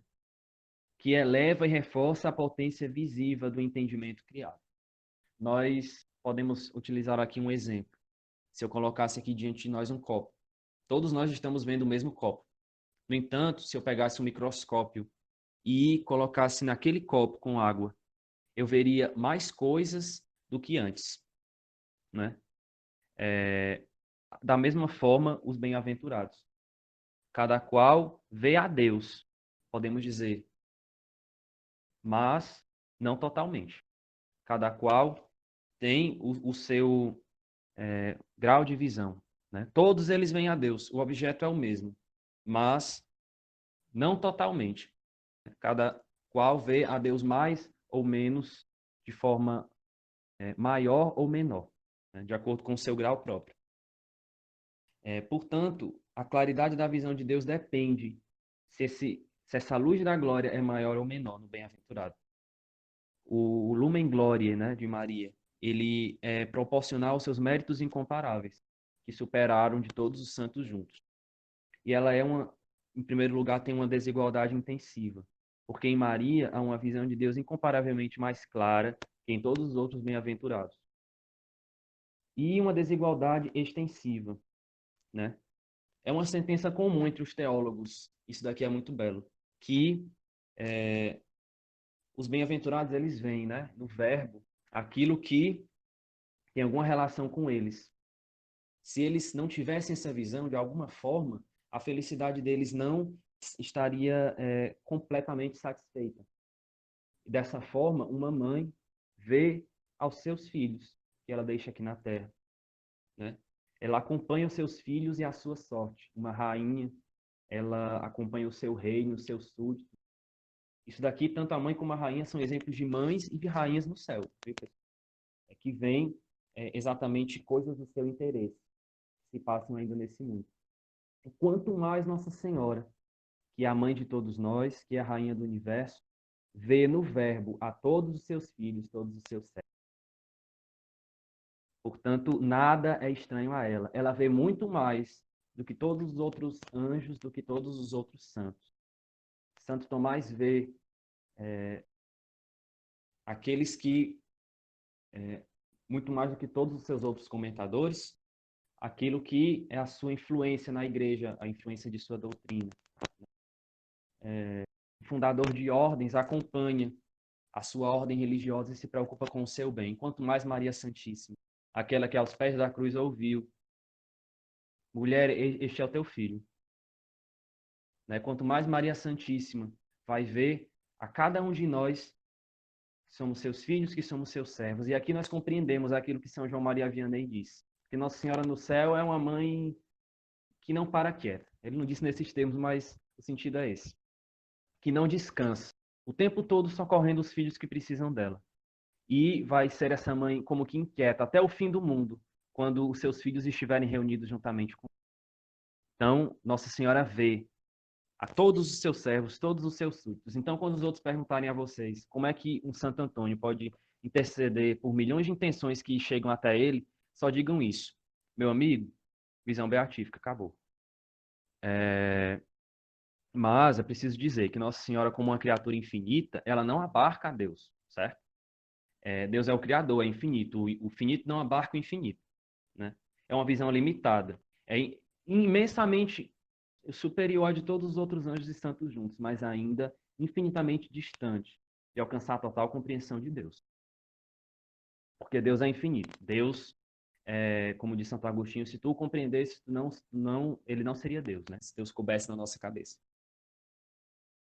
Em segundo lugar, Nossa Senhora ama a Deus incomparavelmente mais que todos os outros bem-aventurados juntos. O amor, ele é a consequência do conhecimento. Nossa Senhora conhece muito mais do que todos os outros santos juntos. E, portanto, o seu coração é uma fornalha ardente de amor para com Deus, né? Com um amor superior ao de todos os outros anjos e santos, né? O amor beatífico de Maria. E, em terceiro lugar, ela goza de Deus incomparavelmente mais do que todos os outros anjos e santos. O gozo, ele é proporcional tanto à visão como ao amor, que em Maria supera em muito o dos outros anjos e santos. E, portanto, também o gozo beatífico, né? E aqui nós podemos imaginar qual é a alegria de Nossa Senhora no céu, de ouvir da boca de Deus, feito homem, a palavra mãe. De ouvir do próprio Deus, do próprio Rei do Universo, a palavra mãe. Ele a chama de mãe, né? Ela pode mais do que nunca lá no céu dizer: a minha alma engrandece o Senhor e o meu espírito se alegra em Deus, meu Salvador. Portanto, ninguém, por conseguinte, bebe tão abundantemente da torrente inesgotável das graças celestiais como nosso Senhor. E por fim, a gente está acabando, certo? Eu peço só um pouco de paciência da parte de vocês. A superioridade de Nossa Senhora na glória acidental. Nós falamos da essencial, agora da glória acidental, né? Que exatamente se tratam daquelas coisas que não fazem parte da essência, são como que acidentalmente constituem a felicidade dos bem-aventurados no céu, né? Ela consiste em 5 coisas: no gozo pelo bem-obrado, em novas revelações, nas auréolas, na beleza especial do corpo e em alguns bens exteriores. Bom, no gozo pelo bem-obrado. Os santos lá no céu, uma das coisas que vai compor a sua glória acidental é exatamente a alegria pelo bem que eles fizeram aqui na terra, pelas almas que eles ajudaram a salvar, pelo bem que eles fizeram às pessoas, pelo bom exemplo que eles deram, né? Nós podemos dizer os padres, pelos sacramentos que eles administraram, né? Podemos dizer aqueles que se consagraram a Deus pela profissão dos votos e a sua fidelidade, né? A castidade, pobreza e obediência. Aqueles que seguirem a vocação do matrimônio pela sua fidelidade ao seu cônjuge, por terem educado seus filhos para o céu, enfim, no gozo que eles fizeram aqui na terra. Meus irmãos, qual não é o gozo de Nossa Senhora de saber que, olhando para todo aquele céu, todos aqueles santos do céu são seus filhos amadíssimos, em cuja salvação ela cooperou, como aquela que é a nova Eva. Ela mesma foi causa da eterna felicidade deles. Qual não vai ser a alegria dela? Só isso já seria suficiente para fazê-la feliz. Portanto, esse gozo pelo bem-obrado, essa alegria de Nossa Senhora, de ter junto de si os seus filhos, de saber que eles estão ali porque ela cooperou com a sua salvação. Ela mesma foi causa de sua eterna felicidade. Com a sua intercessão, com a sua cooperação no projeto salvífico de Deus, enfim. Em segundo lugar, em novas revelações. Bom, como eu havia dito, Deus ele é infinito. O finito não abarca o infinito. Portanto, durante toda a eternidade, sempre novos aspectos de Deus vão ser apresentados à mente humana. E sempre, portanto, deliciosos. Deus sempre vai ser aquele que há mais para conhecer. Nós nunca abarcaremos Deus por completo. E por isso nós temos a eternidade, não é? Portanto, em novas revelações consiste também essa glória acidental, que supera a de todos os outros anjos e santos juntos. Nossa Senhora vê mais do que os outros acerca dos futuros contingentes, dos quais também ela recebe novo gozo. Ela sabe muito mais do que todos os outros anjos e santos juntos. E está abaixo somente de nosso Senhor Jesus Cristo, que como Deus, como Rei, como sumo sacerdote universal, tem segredos que competem somente a ele. Mas Nossa Senhora, depois dele, é a que mais penetra nessas novas revelações. Em terceiro lugar, nas auréolas. Santo Tomás, ele, na verdade, Santo Tomás, auréola é diminutivo de áurea, certo? Que quer dizer coroa. É um prêmio especial e acidental, né? Nós temos a áurea, a coroa do céu, a visão beatífica, né? E nós temos as auréolas, que são prêmios especiais para vitórias especiais. É um prêmio acidental. São 3 as auréolas, né? Assim como 3 são os inimigos da nossa salvação. A auréola da virgindade, a auréola do martírio, a auréola dos doutores. A auréola da virgindade, que é a vitória sobre a carne, a auréola do martírio, que é a vitória sobre o demônio, a vitória sobre o mundo, e a auréola dos doutores, que é a vitória sobre o mundo. Nossa Senhora teve as 3 em um grau muito superior aos outros anjos. Em primeiro lugar, a virgindade. Ela, somente ela, reúne em si a alegria de ser mãe, a alegria de ser virgem. Ela é a virgem fiel, a virgem prudentíssima, a virgem imaculada, a virgem intacta, a virgem venerável, a virgem louvável. Virgem das virgens, a virgem puríssima. Ela, portanto, tem a auréola da virgindade mais do que todas as outras virgens. Ela tem a auréola dos mártires e, portanto, a auréola da virgindade e tem a vitória sobre a carne. Ela tem a vitória também sobre o mundo e tem, portanto, a coroa dos mártires, a auréola dos mártires, muito mais do que todos os outros mártires juntos, porque ninguém como ela sofreu, ninguém como ela esteve unida na sua compaixão ao sofrimento do seu filho, né? Ela foi mais do que mártir na alma. A ela a igreja aplica aquelas palavras de lamentações. Ó vós todos que passais pelo caminho, parai e vede se há no mundo uma dor semelhante a mim. E por fim, ela tem a coroa, a auréola dos doutores, vencendo, portanto, o demônio, né? Sendo a principal mestra, mesmo que de forma privada, da fé. Muito mais do que os outros autores, muito mais do que os próprios apóstolos. Nossa Senhora é aquela que penetra nos segredos do coração de Deus. Aquela que é aquela mãe que ensina, não é?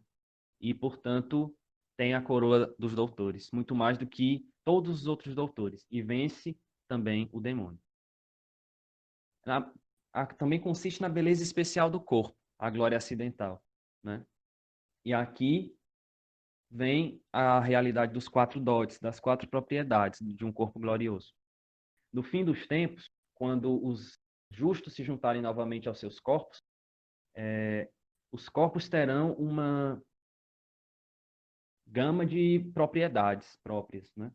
4 grandes propriedades, a igreja vem dizer, né? A impassibilidade, pela qual eles não vão mais estar sujeitos à morte, às dores de nenhuma espécie, e nem às necessidades de alimento, de repouso, ou de qualquer outra coisa, né? A impassibilidade. Em segundo lugar, a claridade, pela qual eles vão resplandecer como o sol e as estrelas, né? Nosso Senhor diz, os justos brilharão como o sol, resplandecerão como o sol no reino de seu. A agilidade, exatamente essa propriedade que o Padre Antônio Roio Marim vem dizer, que Nossa Senhora, pela qual Nossa Senhora subiu em corpo e alma ao céu, que é exatamente a propriedade pela qual os justos vão poder passar num momento sem fadiga de um lugar para outro, da terra para o céu, né? Não vão mais estar sujeitos à lei da gravidade, né? E vão poder ir a todos os lugares que a alma quiser, com uma facilidade, uma velocidade incomparável, né? São Jerônimo. E a sutileza, pela qual eles vão poder, sem obstáculo, passar através de qualquer corpo, como fez Jesus Cristo ressuscitado, né? As portas estavam fechadas, Nosso Senhor entrou no cenáculo e disse: a paz esteja com. Portanto, é um upgrade, né? Mas isso daqui é só para os corpos gloriosos, certo? Os corpos condenados, não. A gente pode comparar assim. Aqui a gente está no zero. Quando tiver a ressurreição final, vai ser o mais 1000, né? Quanto aos corpos gloriosos. Aos corpos danados, não, vai ser menos 1000, a gente pode dizer. Além de não terem os dotes dos corpos gloriosos, eles vão ter a pena do dano, a pena do sentido, enfim. É um menos 1000, na verdade. Nossa Senhora supera nessas 4 características todos os outros anjos e santos, e obviamente todos os santos agora, somente ela está em corpo e alma, os outros santos estão esperando a ressurreição final, os supera nessa realidade das 4 propriedades, na beleza do corpo, né? O seu corpo virginal tem as 4 propriedades em um maior grau.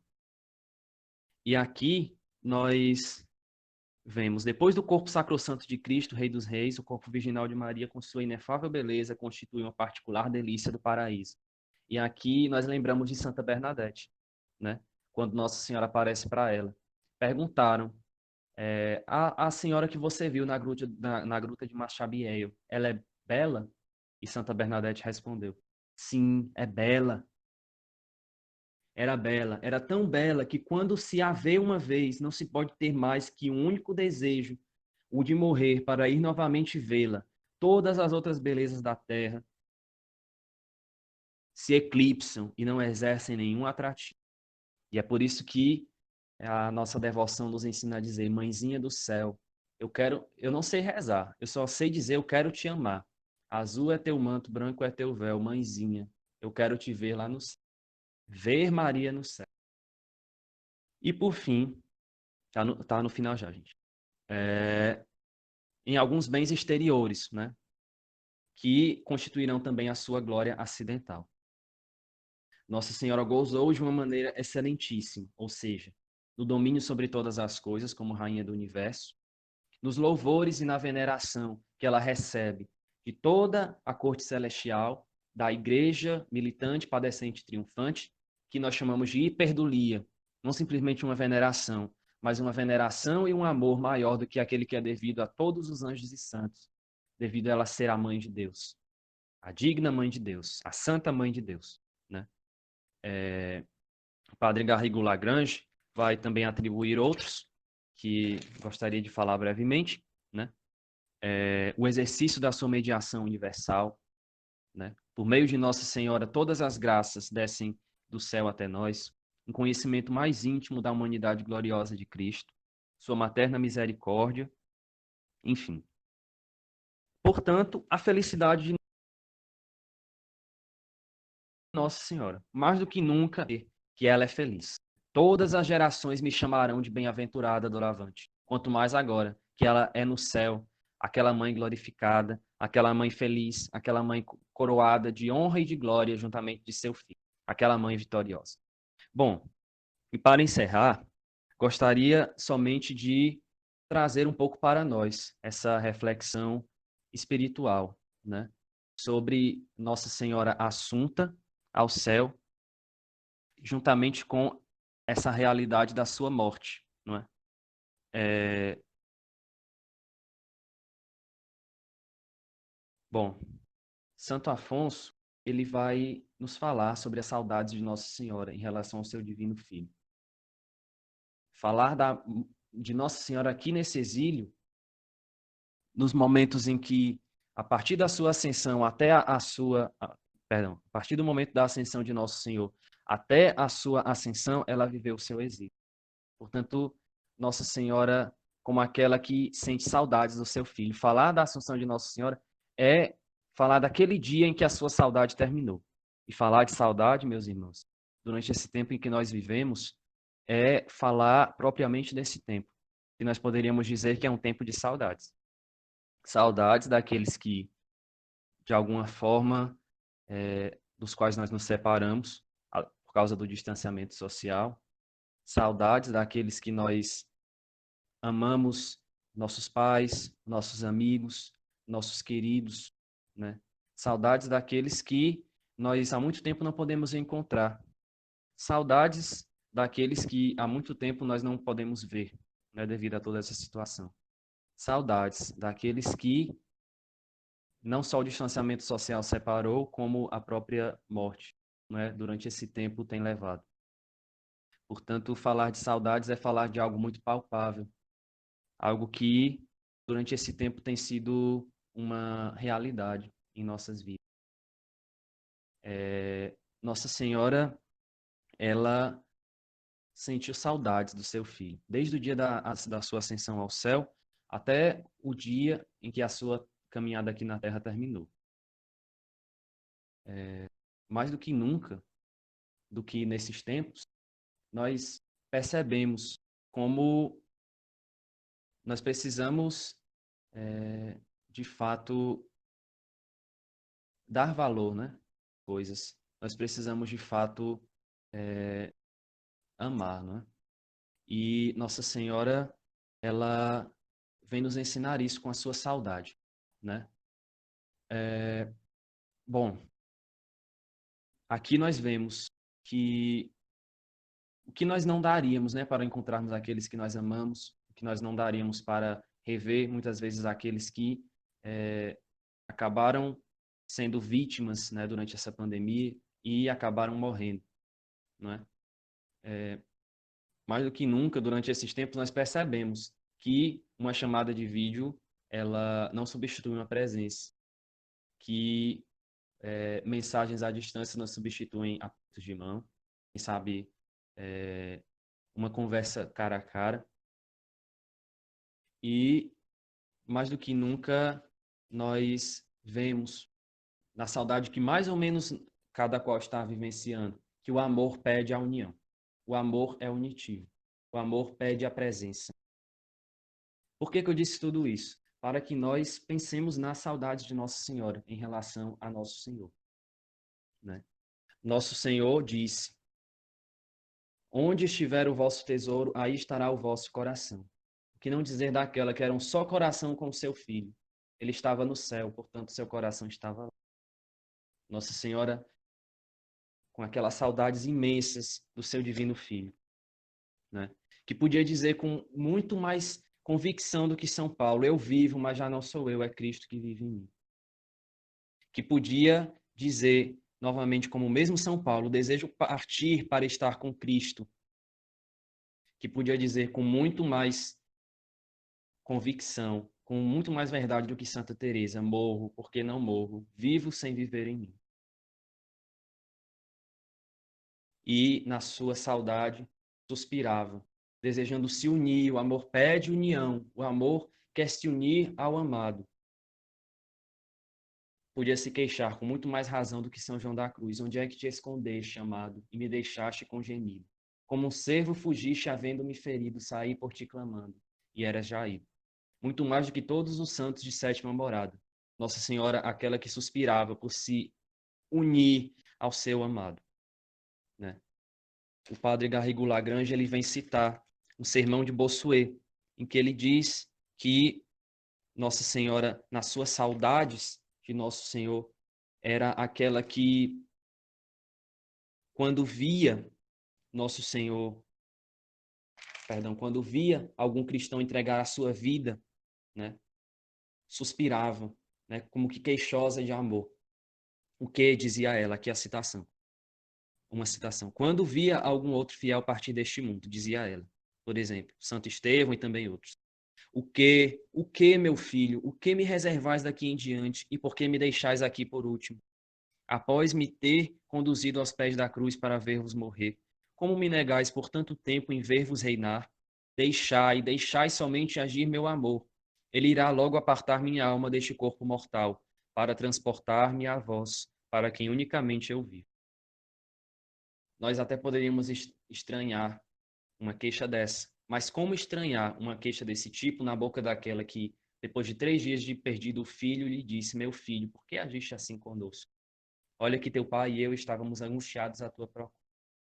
Então, Nossa Senhora que se queixa ao seu divino filho amorosamente, como aquela que sente saudades e quer se unir ao seu amado, aquele que é o seu filho, o seu tudo, o seu Deus, o seu grande amor, né? De fato, Nossa Senhora como aquela que nos ensina a desejar nos unirmos a nosso Senhor. O amor, ele quer se unir à pessoa amada. E nas esperas que o amor exige, o amor só cresce. E foi o que aconteceu com Nossa Senhora. A cada momento, seu viver foi um ato contínuo de amor que foi aumentando até o dia da sua ascensão ao céu. Um amor que jamais deixou de crescer, um amor que jamais encontrou obstáculo, um amor que a saudade só fazia aumentar. Não é isso que naturalmente nós vemos nas saudades que nós experimentamos, sejam elas quais forem, de verdadeiramente amar mais aquilo do qual nós estamos privados. Meus irmãos, Nossa Senhora estava privada daquilo que era o seu tudo, daquele que era o seu amor. Privada, óbvio, é, segundo a sua presença física, né? Ele habitava no seu coração, habitava na sua alma, plenamente cheia de graça. Mas ela queria se unir a ele, e Santo Afonso coloca Nossa Senhora visitando os lugares da sua vida para se consolar durante o seu exílio, visitando Belém, onde ele nasceu, visitando Nazaré, onde ele viveu, visitando o Horto das Oliveiras, né, os lugares onde ele sofreu a flagelação no pretório de Pilatos, na coroação de espinhos e, sobretudo, no Calvário, onde ele entregou a sua vida, e no Santo Sepulcro, onde ela o depositou por último. Portanto, Nossa Senhora que sofre esse exílio. No entanto, seu coração não encontrava repouso. Né? Fizeste-nos para vós, inquieto está o nosso coração enquanto não repousar em vós. E Nossa Senhora queria se unir ao seu amado. O amor pede a união. Estou terminando. Por último, vem então a Assunção. Nossa Senhora, nós podemos ver que graças a Deus vocês me lembraram de falar na Eucaristia. Então, nesse sentido, a saudade de Nossa Senhora saciada na Eucaristia. Podemos então pensar como era cada comunhão de Nossa Senhora, cada Eucaristia que ela recebia das mãos de São João. Quando o apóstolo erguia a hóstia consagrada e o cálice consagrado, e não numa representação, mas verdadeiramente ali estava presente de forma sacramental e verdadeira aquele mesmo ato de amor, que de forma incruenta ao qual ela esteve unida na Sexta-feira. Ela, mais do que o próprio São João, penetrava na profundidade daquele mistério e sabia, ele está aqui se doando de novo. E o que não era novamente a comunhão de Nossa Senhora, em que novamente ela vivia naqueles minutos, naquela comunhão de 9 meses, em que ela foi o cibório vivo, em que o céu voltava a habitar nela, e que com toda razão ela podia tornar a dizer: é carne da minha carne, é sangue do meu sangue. Meu Senhor, meu Deus, meu Filho e meu tudo. Que não era a comunhão de Nossa Senhora. Que não era essa união. Ali o exílio terminava e o céu se antecipava para ela, como o céu se antecipa para cada um de nós, quando nós participamos da Santa Missa e comungamos do corpo e do sangue do Senhor. E falar da Eucaristia, não tem como nós falarmos sem nós percebermos que durante esse tempo, essa presença, na verdade, como que tem sido, de alguma forma, um ausente. Nesse exílio que nós estamos vivendo, de nossas paróquias, de nossas capelas, e que durante esse momento nós não podemos nos aglomerar para podermos participar do Santo Sacrifício. Meus irmãos, vamos nos unir a essa saudade de Maria Santíssima, essa sua saudade do céu, esse seu desejo da Eucaristia. Vamos nos unir a ela, né? Vamos elevar o nosso coração para o alto e ver que ela é feliz, que ela está glorificada em corpo e alma no céu, que ela nos espera. Que felicidade, né? Vamos unir o exílio que nós estamos vivendo durante esse tempo de pandemia, das nossas igrejas, das nossas paróquias, ao exílio que ela viveu nos anos entre a ascensão do seu filho e a sua assunção ao céu. Vamos unir a nossa sede da Eucaristia, a sede que ela tinha de unir-se novamente ao seu amado. Vamos nos unir. Amanhã, na Santa Missa, que todos nós iremos participar pelos meios de comunicação, aquela saudade de Maria Santíssima. Unamos a nossa saudade da Eucaristia, a saudade que ela tinha do seu divino Filho em tornar a se unir a ele. E aqueles que, porventura, irão comungar amanhã, comunguem. Por aqueles que desejariam tanto comungar amanhã, nessa grande festa do triunfo da Mãe de Deus. Por aqueles que amanhã não vão poder lotar as ruas de Fortaleza para proclamar que a Senhora da Assunção é nossa rainha, é nossa padroeira. Comunguem por todos aqueles que amanhã não vão poder estar presencialmente nos nossos templos. E, por fim, a Assunção de Nossa Senhora. Nossa Senhora que sobe triunfante ao céu. Há uma citação de Santo Afonso em que ele diz que na ascensão, Nosso Senhor subiu com os anjos, mas na Assunção de Nossa Senhora, ele próprio veio buscar a sua mãe. Que a alegria não foi para Maria no momento em que o seu divino Filho vinha buscá-la, em que o seu exílio tinha terminado, em que agora aquilo que era saudades era presente, em que finalmente o amor podia se unir ao seu amado, em que finalmente a sua sede havia de ser saciada. na nossa saudade, nós queríamos tanto fazer aquele salmo, que alegria quando eu vi que me disseram, vamos à casa do Senhor. E quantas vezes durante esse tempo nós não temos feito nossa oração, esse salmo? Junto aos rios da Babilônia, nos sentávamos chorando com saudades de Sião. Mas Nossa Senhora nos ensina a perseverar nessa saudade, a mover os corações para o alto, né? Sursum corda, corações ao alto. Coloquemos o nosso olhar no céu, onde ela está, onde ela é feliz. Sim, ela é feliz. Ela é feliz. Todas as gerações me proclamarão bem-aventurado, porque o Todo-Poderoso fez grandes coisas em meu favor. Nossa Senhora que sobe ao céu, seu filho vem buscá-la, e os anjos, em aclamações, a proclamam feliz e a acompanham triunfante ao céu. Naquele céu que a recebe, que se alegra, porque ela venceu, porque ela triunfou, porque a sua rainha está presente. Sim, coragem, coragem. Amanhã as portas das igrejas vão estar fechadas, mas o céu vai estar aberto para receber Maria que sobe em corpo e alma, para receber uma glória infinitamente incomparável de todos os anjos e santos, para ser eternamente feliz ao lado daquele que é o seu divino Filho, para ser aclamada por uma aglomeração de anjos. Sim, nós não podemos nos aglomerar, mas os anjos se aglomeram para proclamá-la feliz. O céu se aglomera para recebê-la. E, enfim, a rainha está à direita de Deus, vestida com ouro de Ofir. Apareceu no céu um grande sinal, uma mulher vestida de sol, tendo a lua debaixo dos pés e sobre a cabeça uma coroa de 12 estrelas.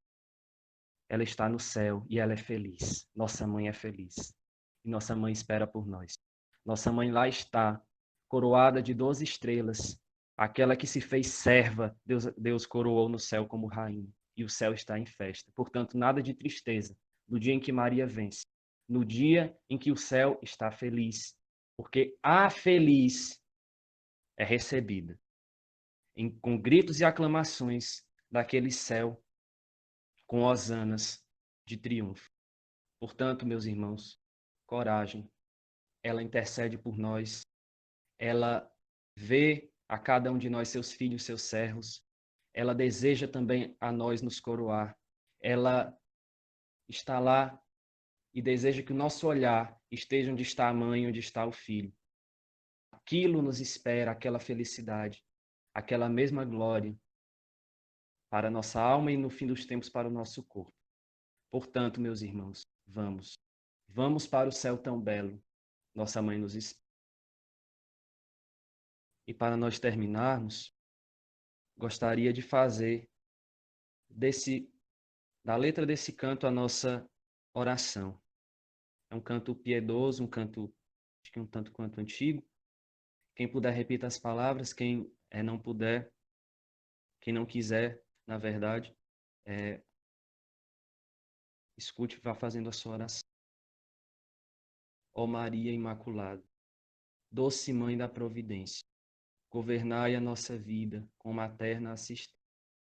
Consolai-nos na aflição, na dor, alcançai-nos o perdão de Deus, e nas trevas sede a luz, conduzindo a Jesus.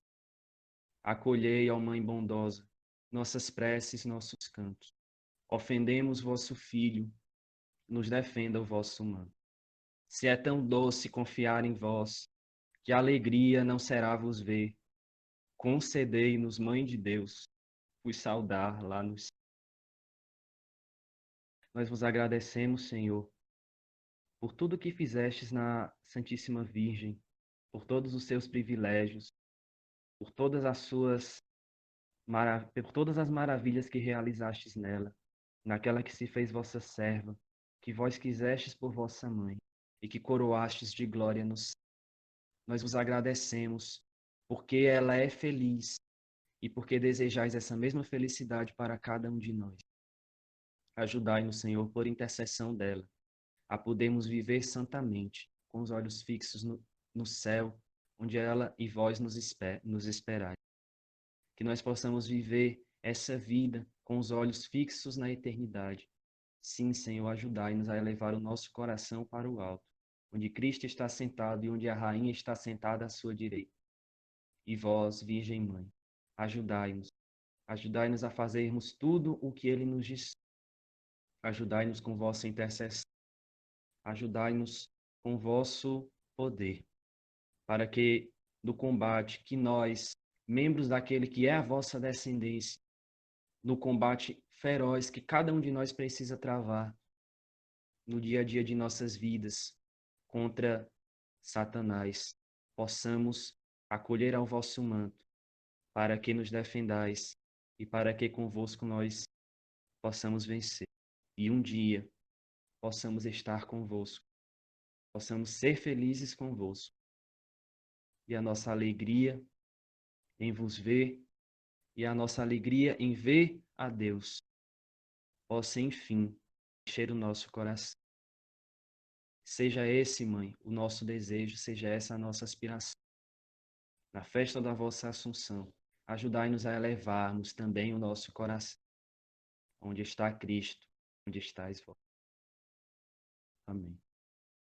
Salve, Rainha, Mãe de misericórdia, vida, doçura e esperança nossa.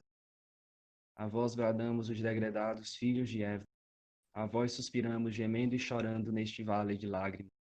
Eia, pois, advogada nossa, esses vossos olhos misericordiosos a nós volvei.